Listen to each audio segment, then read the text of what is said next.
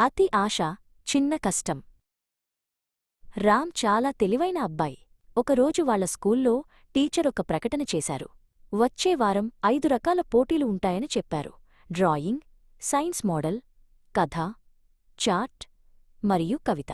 రామ్ కళ్ళు మెరిశాయి. నేను ఈ 5 పోటీల్లోనూ పాల్గొంటాను. 5 బహుమతులు నాకే రావాలి అని రామ్ తనలో తాను అనుకున్నాడు. అతని మనసులో 5 మెరిసే బంగారు కప్పులు కనిపించాయి. రామ్ స్నేహితురాలు అనన్య మాత్రం చాలా ప్రశాంతంగా ఉంది. నేను కేవలం ఒకే ఒక ప్రాజెక్ట్ చేస్తాను. ఒక అందమైన చార్ట్ తయారుచేసి దానిపై శ్రద్ధ పెడతాను అని ఆమె నిర్ణయించుకుంది.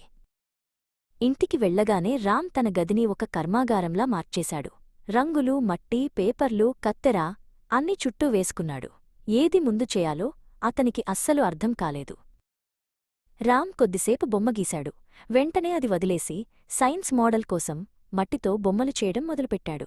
అప్పుడే కవిత రాయాలని పెన్ పట్టుకుని పేపర్ మీద కొన్ని ముక్కలు రాశాడు. మరోవైపు అనన్య తన ఇంట్లో చాలా శ్రద్ధగా పనిచేస్తోంది. ఆమె తన చార్ట్ మీద ఒక పెద్ద అడవి బొమ్మ గీసి దానికి ఎంతో ఓపికగా రంగులు వేస్తోంది. ఆమెకు ఎటువంటి కంగారు లేదు. పోటీ రోజు దగ్గరకు వచ్చేసింది. రామ్ గది నిండా సగం పూర్తయిన వస్తువులే ఉన్నాయి. ఏ ప్రాజెక్టు కూడా పూర్తిగా తయారవ్వలేదు. రామ్ అలసిపోయి తలపట్టుకున్నాడు. మరుసటి రోజు స్కూల్లో ప్రదర్శన మొదలైంది. విద్యార్థులందరూ తాము చేసిన ప్రాజెక్టులను చూపిస్తున్నారు. రామ్ దగ్గర మాత్రం ఒక్కటి కూడా చూపించడానికి సిద్ధంగా లేదు. అతను ఖాళీ చేతులతో నిలబడ్డాడు.